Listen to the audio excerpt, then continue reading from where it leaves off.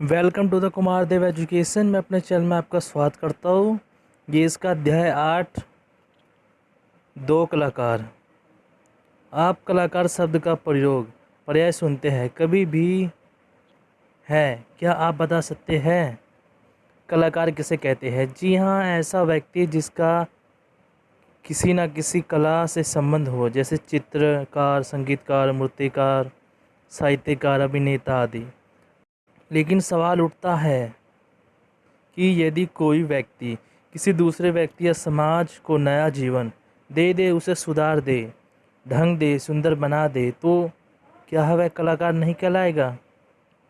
आइए मन्नू भंडारी की दो कलाकार नाम से ऐसी ही कहानी पढ़ते हैं, जिसमें एक ऐसा कलाकार का चित्रण किया गया है जो कागज पर जीवन जगत का चित्र बनाने की वजह लोगों के जीवन को सुधारने, पढ़ाने, संवारने में लगा हुआ है। उद्देश्य: दो कलाकार कहानी पढ़ने के बाद आप चित्रा के साथ साथ करुणा को भी कलाकार सिद्ध कर सकेंगे।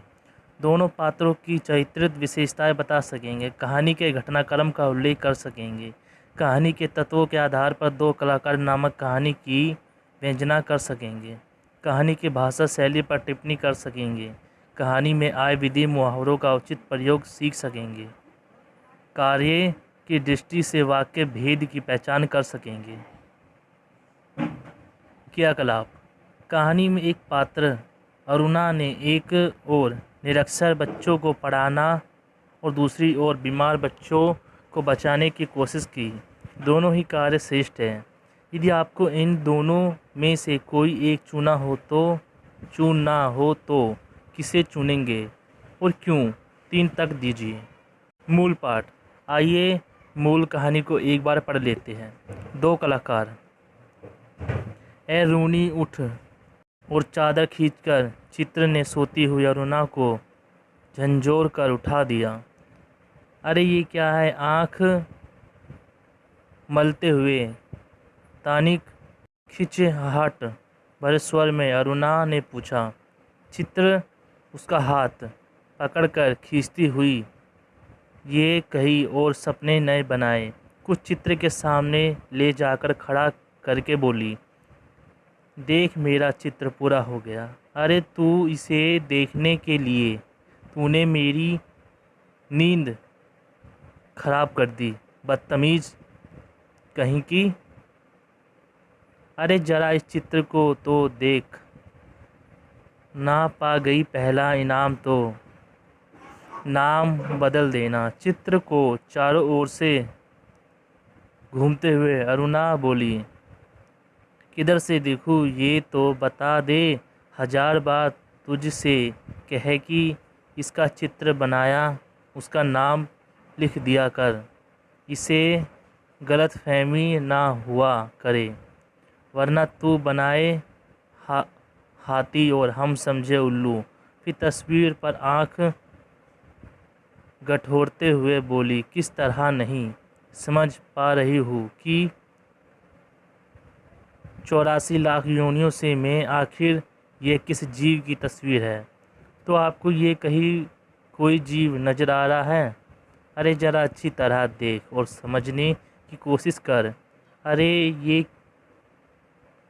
अरे यहाँ क्या? जिसमें तो सड़क, आदमी, ट्राम, बस, मोटर, मकान सब एक दूसरे पर चढ़ रहे हैं, मानो सबकी खिचड़ी पकड़कर रख दी हो। क्या घनचक्कर बनाया है और उसे वह चित्र रख दिया। जरा सोच कर बता कि यह किसका प्रतीक है? तेरी बेवकूफ़ी का आई है बड़ी प्रतीक वाली। अरे जनाब, ये चित्र आज की दुनिया की कंफ्यूजन का प्रतीक है। समझी, मुझे तो तेरे दिमाग के कंफ्यूजन का प्रतीक नज़र आ रहा है। बिना मतलब ज़िंदगी ख़राब कर रही है। और अरुणा मुंह धोने के लिए बाहर चली गई। लौटी तो देखा 3-4 बच्चे उसके कमरे के दरवाजे पर खड़े उसकी प्रतीक्षा कर रहे थे। आते ही बोले, दीदी अब सब बच्चे आकर बैठ गए, चलिए। आ गए सब बच्चे। अच्छा चलो मैं भी आई। बच्चे दौड़ पड़े। क्या ये बंदर पाल रखे हैं तूने भी? फिर जरा हंसकर चित्र बोली, एक दिन तेरी पाठशाला का चित्र बनाना होगा। जरा लोगों को दिखाया ही करेंगे कि हमारी एक ऐसी मित्र साहिबा थी जो सारे जमादार दाइयों और चपरासियों के बच्चों को पढ़ा कर ही अपने को भारी पंडिता और समाज सेविका समझती थी। जा समझते हैं तो समझाते हैं। तू जाकर सारी दुनिया में ढिंडोरा पीटना, हमें कोई शर्म है क्या? तेरी तरह लकीरें खींचकर तो समय बर्बाद नहीं करते। और पैर में चप्पल डालकर वह बाहर मैदान में चली गई, जहाँ बिना किसी आयोजन के ही एक छोटी सी पाठशाला बनी हुई थी। रात के 10 बजे थे। सारे हॉस्पिटल की भर्तियाँ नियम अनुसार भुज चुकी थी। ऊपर के एक तले पर अंधेरे में ही फुसुर चल रही थी। रविवार के दिन तो यूँ ही छुट्टी का मूड रहता है। दूसरे दिन में काफ़ी नींद ली जाती है।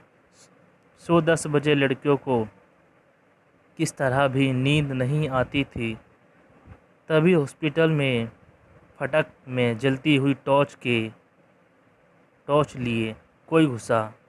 आपने कमरे की खिड़की में से झांकते हुए सविता ने कहा, ठीक तू हॉस्टल में बस अरुणा ही के है। रात 9 बजे लौटो, 10 बजे लौटो, कोई बंधन नहीं। हम लोग तो 10 बजे के बाद बाती भी नहीं जला सकते। लौट आई अरुणा जी। आज सवेरे से ही वह बड़ी परेशान थी।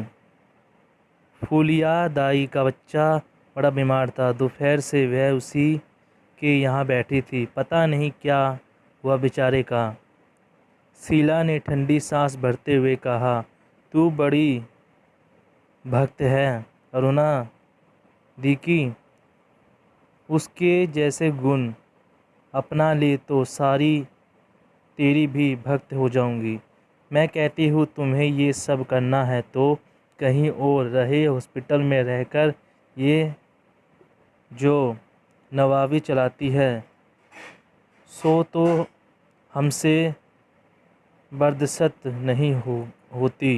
सारी लड़कियां डरती है। तू कुछ कहती नहीं, पर प्रिंसिपल और अवार्ड तक रोब खाती है। इसका तभी तो सब पर की छूट दे रखी है। तू भी जिस दिन अड़ तोड़कर दूसरों के लिए जो परिश्रम करने लग जाएगी ना, उस दिन तेरा भी सब लोग रोब खाने लगेंगे। तुम्हें तो सजने संवरने से ही फुर्सत नहीं मिलती, दूसरों के लिए क्या खाक काम करेगी। अच्छा चल, अपना लेक्चर अपने पास रख। अरुणा अपने कमरे में घुसी तो बहुत ही धीरे से, जिसे चित्रा की नींद ना खराब हो। पर चित्रा जग रही थी। दोपहर से अरुणा बिना खाए पिए बाहर थी। उसे नींद कैसे आती भला। मेज से उसका खाना लेकर मेज पर ढक कर रख दिया था। अरुणा के आते ही वह उठ बैठी और पूछा, बड़ी देर लग गई, क्या हुआ रूनी? वह बच्चा नहीं बचा। चित्रा किसी तरह उसे नहीं बचा सके और उसका स्वर किसी गहरे दुख में डूब गया। चित्रा ने माचिस लेकर लैंप जलाया और स्टोव जलाने लगी खाना गर्म करने के लिए। तभी अरुणा ने कहा, रहने दे चित्रा, मैं खाऊंगी नहीं, मुझे ज़रा भी भूख नहीं है। और उसकी आंखें फिर छलछला आई। बहुत ही स्नेह से करुणा की पीठ थपथपाते हुए चित्रा ने कहा, जो होना था सो हो गया, अब भूखे रहने से क्या होगा। थोड़ा थोड़ा खा ले। नहीं चित्रा, अब रहने दे, बस तू लैंप बुझा दे। उसके बाद 2-3 दिन तक अरुणा बहुत ही उदास रही, लेकिन समय के साथ साथ ये गम भी जाता रहा और सब काम ज्यों का त्यों चलने लगा। 4 बजते ही कॉलेज से लड़कियां लौट आई, पर अरुणा नहीं लौटी। चित्रा चाय के लिए पर उसकी प्रतीक्षा कर रही थी। पता नहीं कहाँ का अटक जाती है, बस इसके पीछे बैठे रहा करो। अरे क्या बड़बड़ कर रही है? ले मैं आ गई, चल बना चाय। तेरे मनोज की चिट्ठी आई है। कहा तूने तो पढ़ ही ली होगी फाड़ कर। चल हट, ऐसी बोर चिट्ठियाँ पढ़ने का फालतू समय किसके पास है? तुम्हारी चिट्ठियों में रहता ही क्या है जो कोई पढ़े? बड़े बड़े आदर्श की बातें, मानो खत ना हुआ लेक्चर हुआ। अच्छा अच्छा, तू लिखा करना। सब भरी चिट्ठियाँ, हमें तो वह सब आता नहीं। वह लिफाफा फाड़ कर पत्र पढ़ने लगी।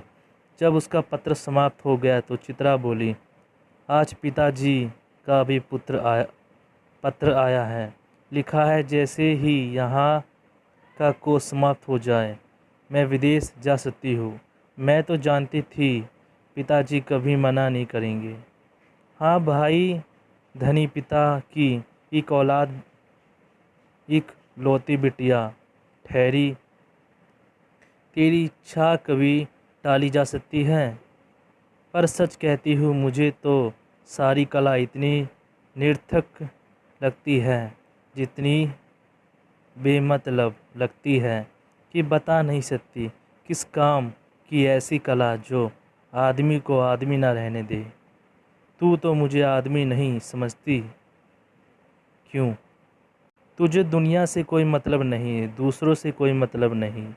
बस 24 घंटे अपने रंग और तुलियों में डूबी रहती है। दुनिया में बड़ी से बड़ी घटना घट जाए, पर यदि उसमें तेरे चित्र के लिए कोई आइडिया नहीं तो तेरे लिए वह घटना को महत्व नहीं रखती।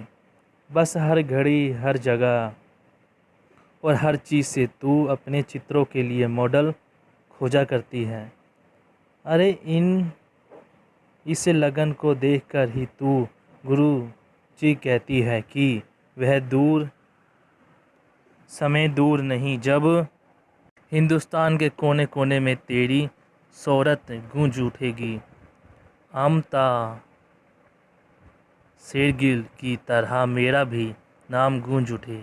जब यही तमन्ना है, कागज़ पर इन निर्जीव चित्रों को बनाने की बजाय 2-4 की ज़िंदगी क्यों नहीं बना देती? तेरे पास निरंतर है, साधन है। वह काम तो तेरे और मनोज के लिए छोड़ दिया है।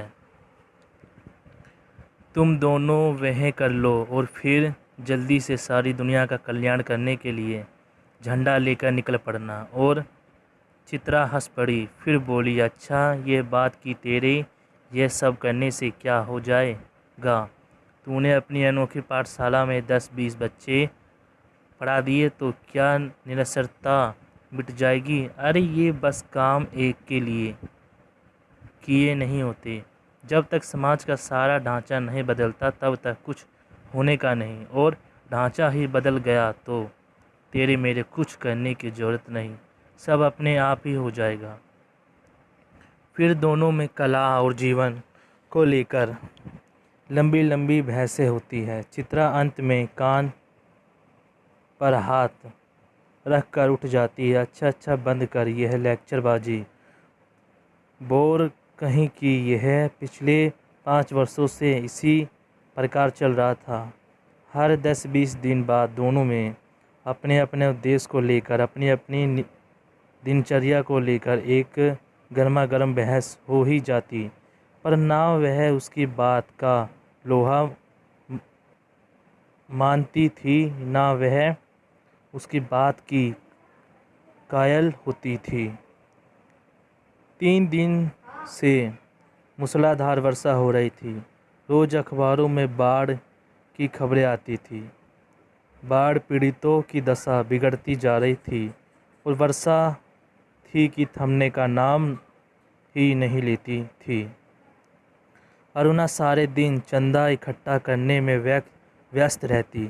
एक दिन आखिर चित्र ने कहा कि दिया, तेरे इम्तिहान सर पर आ रहे हैं, कुछ पढ़ती लिखती तू है नहीं, सारे दिन बस भटकती रहती है। फेल हो गई तो तेरे ससुर साहब क्या सोचेंगे कि इतना पैसा बेकार ही पानी में बहाया। आज शाम को एक स्वयंसेवकों का दल जा रहा है। प्रिंसिपल ने अनुमति ले ली, मैं भी उसके साथ जा रही हूँ। चित्रा की बात को बिना सुने उसने कहा। शाम को अरुणा चली गई। 15 दिन बाद वह लौटी तो उसकी हालत काफ़ी खस्ता हो रही थी। सूरत ऐसी निखर आई थी मानो 6 महीने से बीमार हो। चित्रा उस समय अपने गुरुदेव के पास गई हुई थी। अरुणा नहा धोकर खा पी कर लेटने लगी, तभी उसकी नज़र चित्रा के नए चित्रों की ओर गई। 3 चित्र बने रखे थे। तीनों बाढ़ के चित्र थे। जो दृश्य वे अपनी आंखों से देखकर आ रही थी, वैसे ही दृश्य यहाँ भी अंकित थे। उसका मन जाने कैसा कैसा हो गया। वहाँ लोगों के जीने और लाले पड़ रहे हैं और उसमें भी इसे चित्रकारी ही सूझती है। और ना जाने कितनी बात सोचते सोचते वह सो गई। शाम को चित्रा लौटी तो अरुणा को देखकर बड़ी पसंद हुई। गनीमत है तू लौट आई। मैं सोच रही थी कि कहीं तू बाढ़ पीड़ितों की सेवा करती ही रह जाए और मैं जाने से पहले तुझसे मिल भी ना पाऊँ। क्या तेरा जाना तय हो गया? हाँ, अगले बुध को मैं घर जाऊंगी और बस 1 सप्ताह बाद हिंदुस्तान की सीमा के बाहर पहुंच जाऊंगी। उल्लास उसके स्वर से झलक पड़ा रहा था। सच कह रही हूँ, तू चली जाएगी चित्रा। 6 साल से तेरे साथ रहते रहते मैं तो ये बात भूल ही गई कि कभी हमको अलग भी होना पड़ेगा। तू चली जाएगी तो मैं कैसे रहूँगी? अरे 2 महीने बाद शादी कर लेगी, फिर याद भी नहीं रहेगा कि कौन वक्त थी चित्रा। बड़ी लालसा थी तेरी शादी में आने की, पर अब तो आ नहीं सकूंगी। अच्छी तरह शादी करना, दोनों मिलकर सारे समाज को और सारे संसार का कल्याण करना। पर अरुणा के कानों में उसकी कोई भी बात नहीं पड़ रही थी। चित्रा के साथ बिताए हुए पिछले 6 सालों के चित्र उसकी आंखों के सामने घूम रहे थे और वह उन्हीं में खोई बैठी रही। क्या सोचने लगी रूनी? मनोज की याद आ गई क्या? चल हट, हर समय का मजाक अच्छा नहीं लगता। उस दिन में भी अरुणा अपने और चित्रा के बारे में सोच ही रही। दोनों के आचार विचार, रहन सहन, रुचि आदि में जमीन आसमान का अंतर था। फिर भी किताब स्नेह था दोनों में। सारा हॉस्टल उनकी मित्रता को ईर्ष्या की नज़र से देखता था। तब उसके बीए के इम्तिहान थे तो चित्रा कितना ख्याल करती थी उसका। वह अक्सर चित्रा को हट दिया करती थी, चित्रा को डांट दिया करती थी, पर कभी उसने बुरा नहीं माना। यही चित्रा जब चली जाएगी बहुत बहुत दूर, ये 2 महीने भी कैसे निकालेगी? और ये सब सोचते सोचते उसे नींद आ गई। आज चित्रा को जाना था। हॉस्टल में उसे बड़ी शानदार विदाई मिली थी। अरुणा सवेरे से ही उसका सारा सामान ठीक कर रही थी। एक एक करके चित्रा सबसे मिल आई, फिर गुरुजी के घर की तरफ चल पड़ी। 3 बजे गए। पर वह लौटी नहीं। अरुणा उसका सारा काम समाप्त करके उसकी राह देख रही थी। और भी कई लड़कियां वहां जमा थी। कुछ बार बार आकर पूछ जाती थी, चित्रा लौटे आई नहीं? 5 बजे की घड़ी से वह जाने वाली है। अरुणा ने सोचा, वह खुद जाकर देख आए कि आखिर बात क्या हो गई। तभी हड़बड़ाती सी चित्रा ने प्रवेश किया। बड़ी देर हो गई ना? अरे क्या करूं, बस कुछ ऐसा हो गया कि रुकना ही पड़ा। आखिर क्या क्या हो गया ऐसा जो रुकना ही पड़ा? सुने तो 2-3 खंड एक साथ बोले। गन स्टॉल के सामने पेड़ के नीचे अक्सर एक भिखारिनी बैठी रहा करती थी। ना लौटी तो देखा कि वह वहीं मरी पड़ी है और उसके दोनों बच्चे सूखे शरीर से चिपककर बुरी तरह रो रहे हैं। जाने क्या था उस सारे दृश्य में कि मैं अपने को रोक नहीं सकी। एक रफ सा स्क्रैच बना ही डाला। बस इसी में इतनी देर हो गई। चर्चा इसी पर चल पड़ी। कैसे मर गई? कल तो उसे देखा था। फिर एक दार्शनिक की मुद्रा में आ कहा, अरे जिंदगी का क्या भरोसा, मौत कहकर थोड़ी आती है। आदि आदि पर सब सारी चर्चा में से करुणा कब खिसक गई कोई जान ही नहीं पाया। 4:30 बजे और चित्रा हॉस्टल के फटक पर आ गई। पर तब तक अरुणा का कहीं पता नहीं था। बहुत सारी लड़कियां उसे छोड़ने स्टेशन आई, पर चित्रा की आंखें बराबर अरुणा को ढूंढ रही थी। उसे दृढ़ विश्वास था कि वह इस विदाई की बेला में उसे मिलने जरूर आएगी। 5 भी बज गए।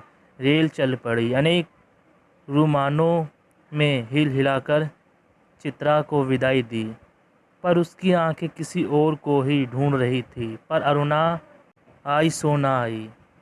विदेश जाकर चित्रा तन मन से अपने काम में जुट गई। इसकी लगन ने उसकी कला को निखार दिया। विदेशों ने उसके चित्रों की धूम मच गई।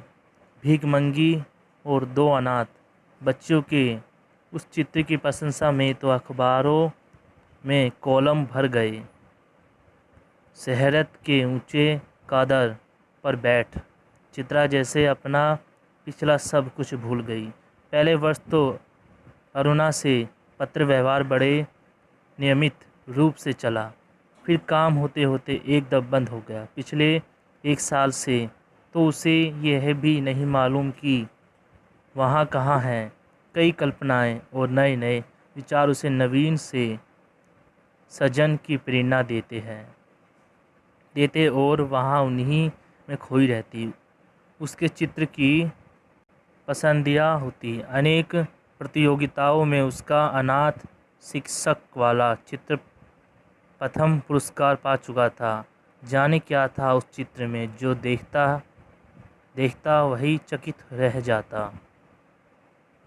दुख, परिद्रिय और करुणा जैसे साकार हो उठे थे। 3 साल बाद जब वह भारत लौटी तो बड़ा स्वागत हुआ उसका। अखबारों में उसकी कला पर, उसके जीवन पर अनेक लेख छपे। पिता अपनी इकलौती बिटिया की इस कामयाबी पर गदगद थे। सब समझ नहीं पा रहे थे कि उसे कहाँ उठाए बिठाए। दिल्ली में उसके चित्रों की प्रशंसनीय का प्रकट आयोजन किया गया। उद्घाटन करने के लिए उसे ही बुलाया गया था। उस प्रदर्शनी को देखने के लिए जनता उमड़ पड़ी थी। भूरी भूरी प्रशंसा हो रही थी और चित्रा को लग रहा था जैसे उसके सपने साकार हो गए। उस भीड़ भाड़ में अचानक उसकी भेंट अरुणा से हो गई। रूनी कहकर वह भीड़ की उपस्थिति को भूलकर अरुणा के गले से लिपट गई। तुझे कब से चित्र देखने का शौक हो गया रूनी? चित्रों को नहीं, चित्रा को देखने आई थी। तू तो एकदम भूल ही गई। अरे ये बच्चे किसके हैं? दो प्यारे से बच्चे अरुणा से सटे खड़े थे। लड़के की उम्र 10 साल की हो गई तो लड़की की कोई 8। मेरे बच्चे हैं। और किसके? ये तुम्हारी चित्रा मासी है। नमस्ते करो। नमस्ते मासी को अरुणा ने आदेश दिया। बच्चों ने बड़ी आदर से नमस्ते किया। फिर चित्रा अवाक होकर कभी उनका और कभी अरुणा का मुंह देख रही थी।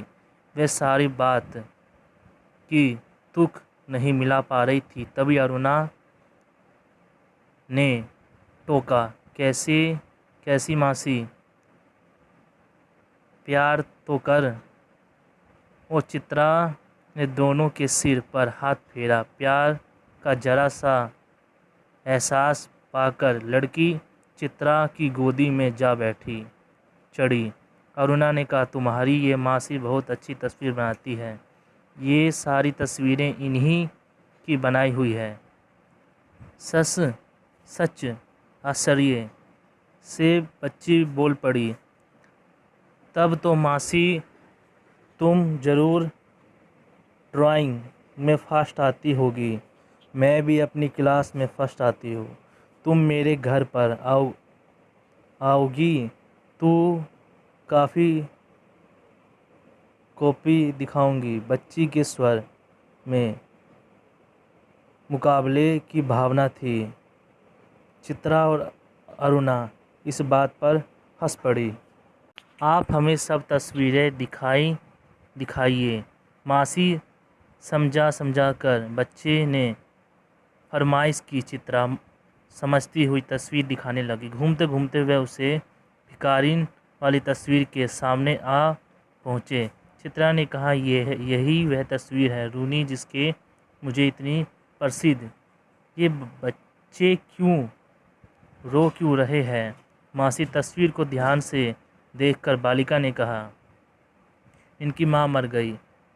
देखती नहीं मेरी पड़ी है, इतना ही नहीं समझती। बालक ने मौका पाते ही अपने बड़प्पन की छाप लगाई। ये सचमुच के बच्चे थे। मासी बालिका का स्वर करुण से करुणातर होता जा रहा था। अरे सचमुच के बच्चे को देखकर ही तो बनाई थी ये तस्वीर। हे राम, इनकी माँ मर गई तो फिर इन बच्चों का क्या हुआ? बालक ने पूछा। मासी हमें ऐसी तस्वीर नहीं, अच्छी तस्वीरें दिखाओ। राजा रानी की, परियों की। उस तस्वीर को और अधिक देर तक देखना बच्चों के लिए असहनीय हो उठा था। तभी करुणा के पति आ पहुँचे। परिचय हुआ। साधारण बातचीत के पश्चात अरुणा ने दोनों बच्चों को उनके हवाले करते हुए कहा, आप ज़रा बच्चों को प्रदर्शनी दिखाइए। मैं चित्रा को लेकर घर चलती हूँ। बच्चे इच्छा ना रहते हुए भी पिता के साथ विदा हुए। चित्रा के दोनों बच्चे बड़े ही प्यारे लगे। वह उन्हें एक हट दिखाती रही। जैसे ही वह आंखों से उज्जवल हुए, उसने पूछा, सच सच बता रूनी, ये प्यारे प्यारे बच्चे किसके हैं? कहा तो मेरे। करुणा ने हंसते हुए कहा, अरे बताओ ना, मुझे बेवकूफ़ बनाने चली है? एक क्षण रुककर अरुणा ने कहा, बता दूँ? और फिर उस भिखारिन वाले चित्र के दोनों बच्चों पर उंगली रखकर बोली, ये ही वह दोनों बच्चे हैं। क्या विस्मय से चित्रा की आंखें फैली रह गई। क्या सोच रही है चित्रा? कुछ नहीं, मैं सोच रही थी कि, पर शब्द शायद उसके विचारों में ही खो गए। मन्नू भंडारी। आइए समझें। दो कलाकार कथा के प्रथम चरण। यह तो आप जान ही गए हैं। चित्रा और करुणा 2 सखियाँ हॉस्टल में एक साथ रहती थी। उनके व्यवहार और आदतों में अंतर होते हुए भी दोनों घनिष्ठ मित्र थी। एक दूसरे के सुख दुख का ध्यान रखती थी। आगे कहानी कुछ प्रकार आगे बढ़ती है। करुणा का विवाह मनोज से निश्चित हो चुका है। चित्रा धनी पिता की इकलौती पुत्री है। अरुणा एक समाज सेविका है। चित्रा एक चित्रकार प्रसिद्धि पाने की उत्सुक जिसे गुरुजी का प्रोत्साहन प्राप्त है। अखबारों से पता चलता है कि लगातार मूसलाधार बारिश से बाढ़ आ गई है। बाढ़ पीड़ितों की हालत बिगड़ चुकी है। अरुणा शिविर में जाती है और बाढ़ पीड़ितों की सेवा करती है। चित्रा उन पर आधारित चित्र बनाती है। गर्क हॉस्टल पर भिखारी की मृत्यु हो जाती है। चित्रा उस पर मरी हुई भिखनी और उसके बच्चे का चित्र बनाती है और फिर चली जाती है। भिखारिन वाले चित्र पर चित्रा को विशिष्ट पुरस्कार मिलता है। चित्रा विदेश से वापस आती है और भव्य प्रदर्शनी का आयोजन कराती है जिसमें उसे अपूर्ण प्रसिद्धि मिलती है। प्रदर्शनी में अरुणा का चित्रा से मिलन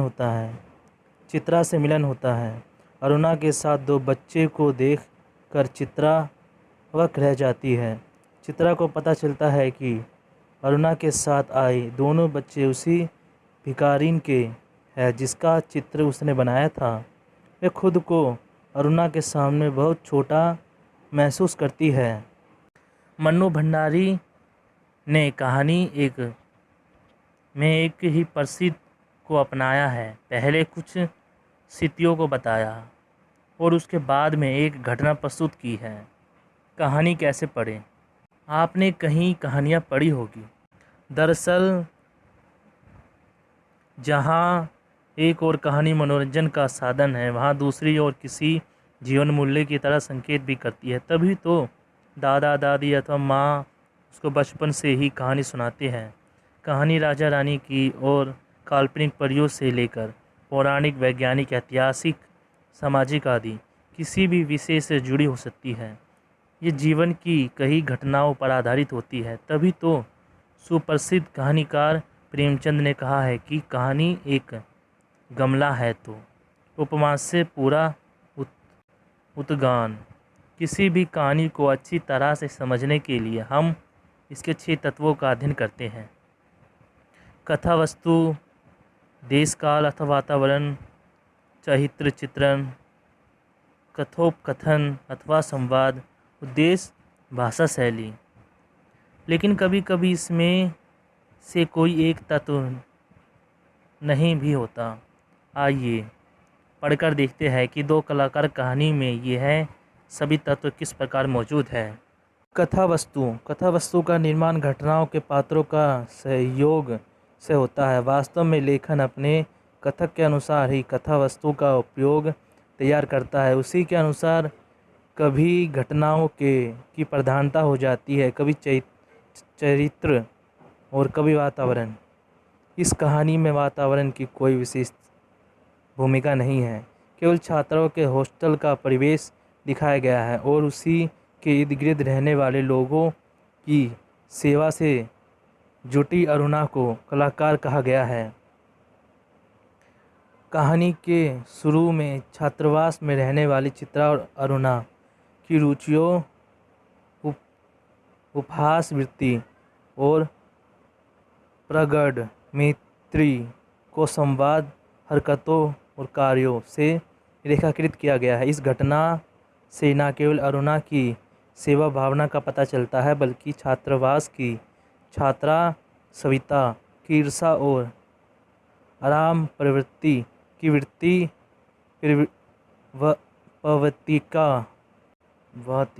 वातिका भी पता चलता है। इस प्रकार कहानी के पहले अंश में संवादों और घटनाओं के माध्यम से कहानी को आगे बढ़ाया गया है। कहानीकार